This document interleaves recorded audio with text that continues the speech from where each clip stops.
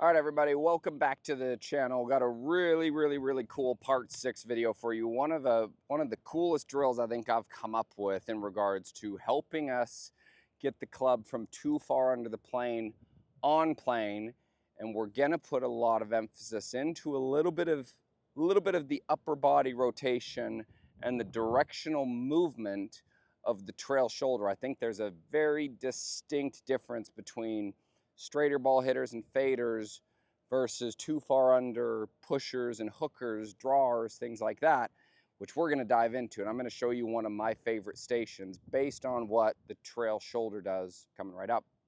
So firstly, when we go into this right here, what we need to understand is side bending and the height as well as the direction that the trail shoulder moves. So in a perfect world scenario right here, if I had this club right here on my shoulder line, the shoulders would move at a right angle to what the spine is. And you can also see from face on right in here, you can see how I've got this stick right here in the center of my feet. And you would see how the lead shoulder would work back towards it. And then on the way down, the trail shoulder would work back towards it. Okay, so this would be our basic concept right here of what it is that we're trying to achieve. Now, if we saw players that overdraw and push and get too far under the plane right here, what we would see out of them is we might see a good backswing, but now we're going to see the lead side of this grip start to go up, and you're going to see how the trail side stays back, and we get a lot of this look to where this right shoulder gets stuck back behind our right foot, sending the arms and the hands too far out. Now, the thing that I've had troubles with from a coaching perspective is I can get people to do that with an alignment stick and with a golf club, but I've always tried to figure out how can we set up a station that I would actually have to move my right shoulder towards something without it getting in the way to where my club would hit it. Here's what we're going to go into. So I think one of the coolest training aids out there, and if you don't have one of these, you could configure an alignment stick or two alignment sticks taped together to where you could do this. So you can see I've got this plane mate stick right here, which is about the height of where my shoulder is. Now, what we're going to do is we're going to place this in the ground, literally one golf ball, maybe two golf balls in front of where it is, and we're going to go. I'm a size 9.5 shoe. And I'm going to place this at the end of my toe right here, and I'm going to point it at my left shoulder, okay? So now when I go into setup, this doesn't hinder my left shoulder from moving. It doesn't really affect it in the downswing unless I go too far under and out.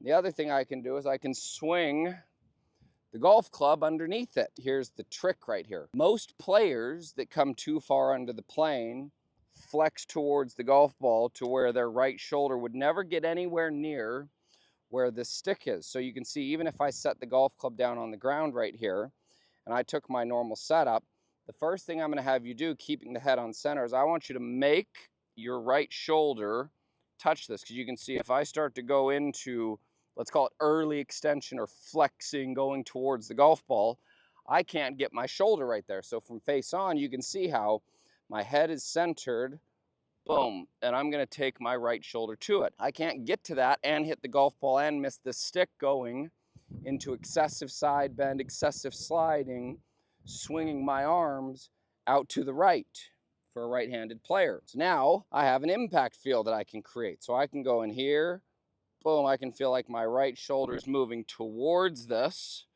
You can see how I'm actually clipping that right there with my right shoulder.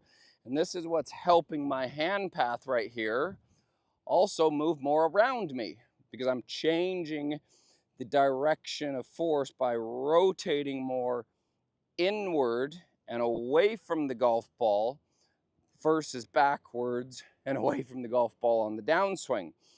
So where I would start with this, I would use this as basically a half swing or a punch shot drill right here. You can see my arms can work underneath this perfectly. And now from here, what I'm going to feel is I'm going to take a neutral setup. I'm gonna feel my shoulder gets into this with my head. You can see my shadow still has stayed on center. I'm not chasing my head in front of it right here. My head's still staying on center. I'm gonna see if I can get my right shoulder to actually clip this right here. See what the golf ball does.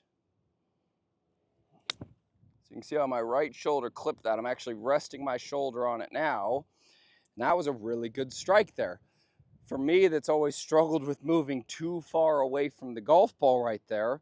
I really like the way that this feels and how it's getting me to open up and move my right shoulder, my trail shoulder, forward and inward so that I can actually create some more rotation. Let's do that again. So we get in setup, everything's pretty neutral right in there. I'm gonna swing it back, feel my right shoulder gets to that and clips that. Now I'm gonna use that same feel as I move through the shot. I'm gonna get my right shoulder to work into that stick right there. So you can see how I've hit that stick again. My shoulder's resting up against it. I think the other thing it does right here is it helps us stop too much lowering to where we could run into it with other parts of our body right there. So it helps us maintain our level more, and it allows us to use more of our rotational skills for the player that struggles with getting the club dumped behind them and moving too far in towards the golf ball. Because now that I've got that feel right there, I can build that into a rehearsal. I've got that visual right here where that stick was, and I'll go, boom, there's my right shoulder hitting that stick. I'm gonna take my setup, create that same feel. And same thing, that was a pretty good golf shot right in there, and I have that same feel.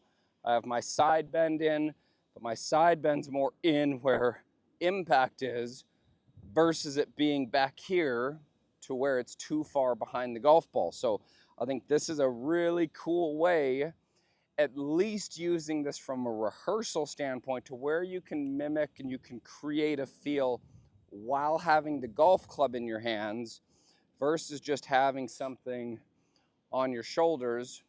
Not saying that doesn't help, but I think this one's a little bit more powerful from a visual perspective. And I think it's also more powerful from a feel perspective and what it allows me to do right there. Now, the last little tidbit that I would say about this, I wouldn't mind seeing if you do this, throw a head cover on top of it, put something there just in case. The last thing we'd want somebody to do is run into that with their head or something like that, but I don't think that would happen. So throw something on top of it if you need to, if you do choose to try this drill out to get that feel of getting the right shoulder more forward. So I hope this helps. Hope you're enjoying this series. I know I am. Hope you're getting something out of it. If you have any questions, leave those in the comments down below. I appreciate your support. Thanks again for watching. We'll see you next time. I hope you enjoyed this video here. If you haven't, please click that subscribe button. You can also click the bell right there, and that's going to notify you every time that I release a new YouTube video. Also, if you haven't, check out that last video that I did. It's right here, pinned to the screen. Thank you so much for your support. I really do appreciate you watching. If you have any questions, any comments, please leave those below, and I will make sure I get back to each and every one of you. So, thank you again. Appreciate your support. We'll see you next time.